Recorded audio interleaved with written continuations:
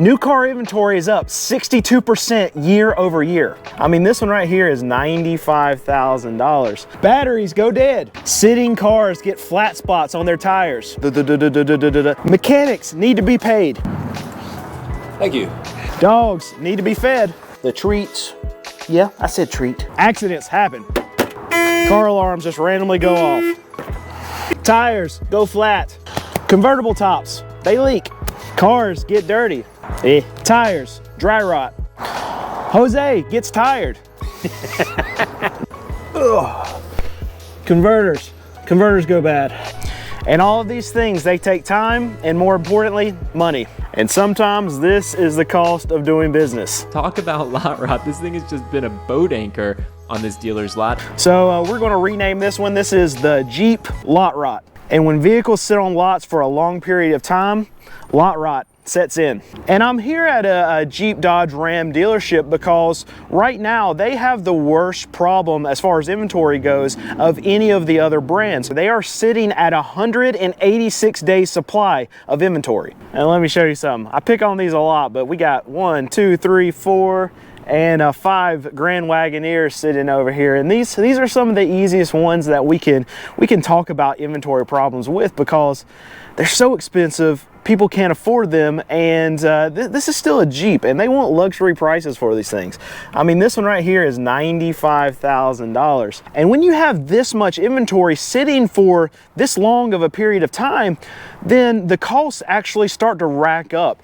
It costs these dealers so much money to just have these cars sitting here, and lot rot, even on the new car side, is a very, very real thing. Okay, Brandon, you want to talk about lot rot, man? Look what I have to show you. And yeah, you guessed it, man. Grand Wagoneers and Wagoneers everywhere. These dealers can't sell these things. 161 days I clicked on this one. Brandon, I gotta tell you, man, I love the fact that it's under new management, so buying is made easy, but evidently they're having a hard time selling these big Jeep SUVs. So it hasn't been that long ago that you couldn't find a Charger, a Challenger, and you definitely couldn't find one without a market adjustment on it. And now we're looking at these dealerships, and they are absolutely loaded with these things.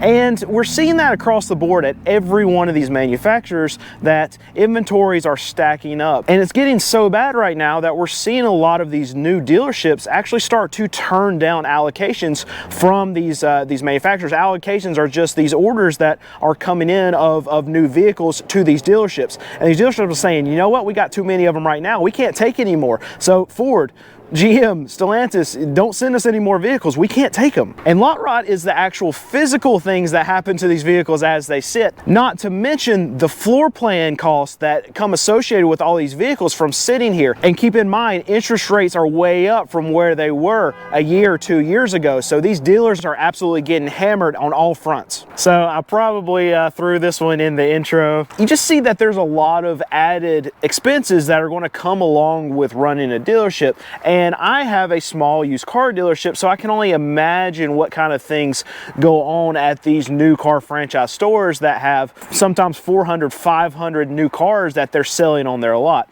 It's just, there's a lot of things that add up, and just something simple like that. It's just accident. One of my team members ran into the back of somebody else.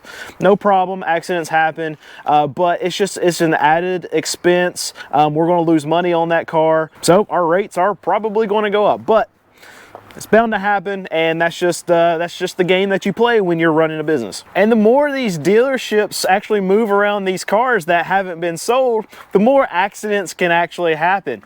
Check this out. I walked by this truck and noticed this. Now that probably didn't come out of the factory like that. That truck's been bumped, and it probably happened here at this dealership. But just wanted to point out that if something like that happens at these new car dealerships, that probably costs this dealership about $2,000 to $3,000, because one, they're either going to have to fix that, and the parts for just like that front bumper alone, with it being brand new, very, very, very expensive. But two, if they don't fix it, then there's no customer out there that's not going to need a discount to purchase that truck, as opposed to any of these other trucks that are going to be very similar priced to that one, without some kind of $2,000, $3,000, $5,000 discount to be able to get them into that truck. So just interesting to see one little whoopsie from an employee, and thousands of dollars down the drain to these dealerships. That's really just the cost of doing business though. Look at this, man. I set it to over 120 days on the market, and I'm searching for Fords here in Miami, Florida. I was scrolling through, and you can see all these: 133 days, 134 days, 171 days. I found this 2023 Ford Expedition Top Trim Platinum, 204 days, man. 204 days. Talk about lot rot. This thing has just been a boat anchor on this dealer's lot. And you know what? These things are just going to keep sitting. There hasn't been but maybe, 4 or 5 months ago I've been on this particular dealership, and they didn't really have any Wagoneers at all. I might have seen one every once in a while, but every time I've been back here since, there's been 5, 6. I think there was one time I saw 8 or 9 of them sitting out here, but they're not selling, and Wagoneers they're a big problem for the inventory for these dealers. So this is my dog Lola, and she is a little camera shy. She is absolutely a member of the family, and we want what is very best for her, whether it be toys that we give her to play with, the treats. Yeah, I said treat. You want a treat? We'll get a treat. Let's a second. Oh, she's going to go get a treat. And most importantly, the food that we give her to eat. And that's why I want to thank the sponsor of today's video, Sundays for Dogs. Sundays is 100% human grade from start to finish. Unlike most brands that are filled with hyper-processed grains and synthetic vitamins, Sundays uses only real food ingredients that you can recognize, pronounce, and likely eat yourself. Most healthy dog foods are an expensive frozen mess. Sundays is a dog food that works with your life. No defrosting, no prep, no cleanup, just healthy and easy. Sundays gently air dries whole foods to preserve their nutrition and flavor. That means no high temperature cooking like kibble or messy defrosting like frozen brands. So check out the link in my description and use code CQA at checkout to get 50% off. And I want to thank Sundays for Dogs for being our sponsor for today's video. And I want to thank Lola because she's very nervous. This is very weird for her, very camera shy. But we're gonna go get a treat now. We're gonna go get a treat. Let's go get a treat. So another form of lot rot that dealers have to deal with is tires. And I know what you're saying, well, when these cars are sitting for 200, 300, 400 days and they're not getting driven, why would tires be an issue? Because, I mean, tires have to be driven on to actually form some kind of wear.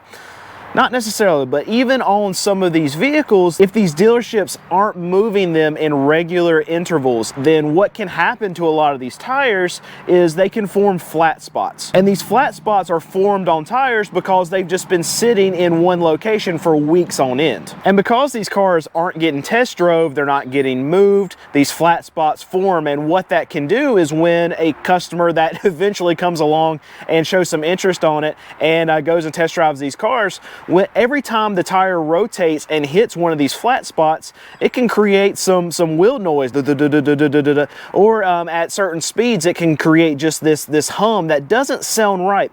And if a consumer is getting in one of these brand new cars, they don't want to hear anything. That car better be perfect or they're not going to purchase it. And this is something we have to deal with all the time. Now we're currently jumping this battery, but it's dead, so we're most likely going to have to replace that.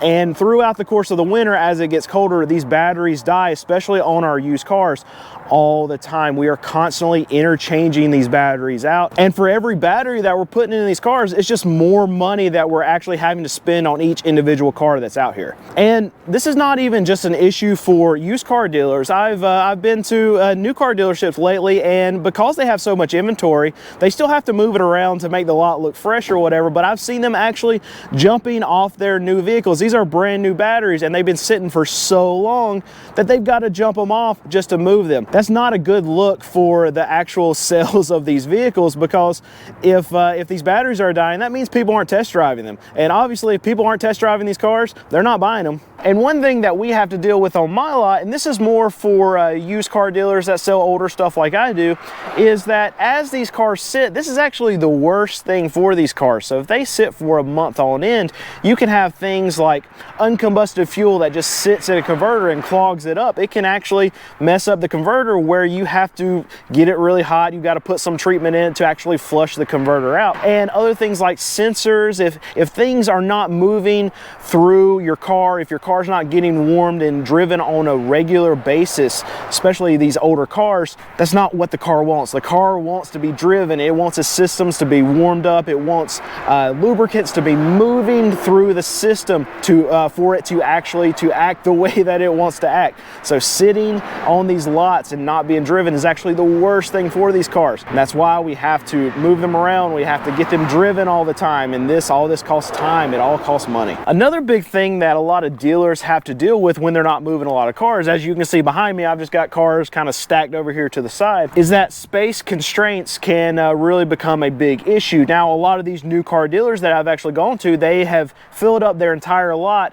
And now I know the last franchise dealer I went to, they're actually storing brand new Dodge trucks on their used section of their lot. So they're running out of space, and as they continue to get allocations in, they got to find space for cars. And if they don't have enough space on their lot, then they have to lease lots. I know for us, when we go into tax time, we can hold about 80, 90 cars comfortably on our lot here, but I want to have about 150 to 160 cars during tax time because we know we'll move through them. So we actually have to lease a separate lot during that time frame. Luckily, I have an inn where we can actually do that, and it's easy for us to do.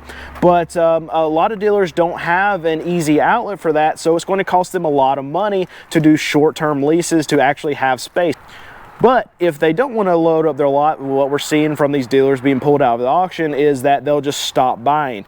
And when you stop buying, whenever sales do pick up, and eventually they do, and you're not completely loaded up or prepared for it, then it causes what happens during tax time, where these dealers sell a lot of their vehicles and they don't have any extras just sitting around to be able to move into their spaces to be able to sell them. So they all rush to the auction at the same time, and they end up paying inflated prices. So what we do is we load up before tax time when prices are cheap, and after tax time hits and we know that all the prices at auction are going to get elevated, we take about a month and a half vacation from buying cars at auction, because I'm not going to pay those crazy prices with what these other dealers are paying them. We prepare for it so we don't get ourselves stuck in a position where we're paying too much for cars and then later on we can't sell them. So this is something probably more for the used car dealers out there, but we deal with a lot rot if we have a car that sits for a long time. Now this is what I have here has been sitting on my lot for a long time. It's actually a project that I want to get to whenever I get the chance. It's an old GMC. It's not for sale, if you're wondering. There's a story behind that one. But as these cars sit for any amount of time, especially these older used vehicles that don't have brand new tires on them, these tires can actually dry rot, and they give little pressure cracks onto these tires and make it actually unsafe to drive them. And for that GMC case back there, I'm going to actually have to put brand new tires on that thing but it's even safe for us to drive to find out what we need to do to it to actually work on it. So before I even get into actually fixing that vehicle, making it run the way I want it to run, I'm going to have to spend like $800 just to get it back on the road to where it's safe for us to try it out. Let's see here. Where am I going with this? Okay, Brandon, you want to talk? Whoops, let's start here. And that's what actually happens. No, actually, so these dealers are absolutely giving. So these dealers, oh, you gotta be faster. Just go real fast. All right, Brandon, I hope you find this useful. Here we go. There's a story behind that one. Maybe I'll tell it sometime. Don't need to say that.